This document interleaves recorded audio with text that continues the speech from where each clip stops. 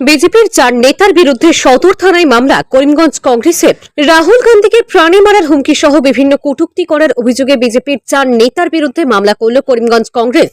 প্রদেশ কংগ্রেস সভাপতি ভূপেন বরার নির্দেশে শনিবার রাজ্যের প্রতিটি জেলায় 4 বিজেপি নেতার বিরুদ্ধে পুলিশে মামলা দায়ের করে প্রতিটি জেলা কংগ্রেস সভাপতি।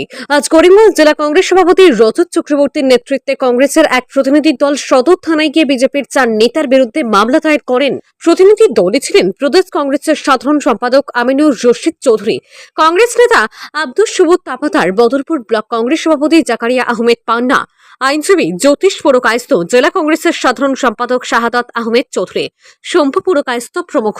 করিমগঞ্জ থেকে সুস্মিতা দাসের রিপোর্ট, বাংলা নিউজ লাইভ। আমাদের ভারতীয় জাতীয় কংগ্রেসের সর্বভারতীয় নেতা, বিরোধী দলপতি রাহুল গান্ধীর বিরুদ্ধে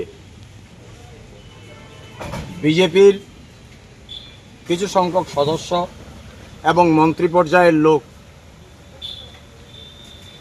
কিছুদিন থেকে বিভিন্ন মন্তব্যের মাধ্যমে রাহুল গান্ধীকে প্রাণে মারার হুমকি দিচ্ছেন।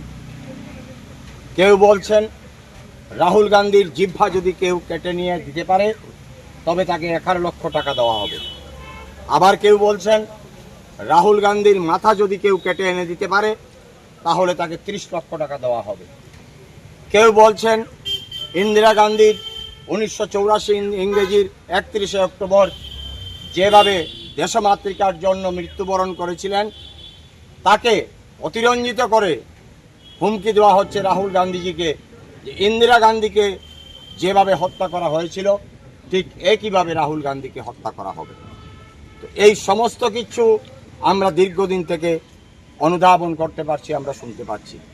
আজকে সমগ্র আসাম রাজ্যে আমাদের রাজ্যিক সভাপতি ভূপেন বরার নির্দেশক্রমে সমগ্র আসাম রাজ্যের প্রত্যেকটি জেলা কংগ্রেস আজকে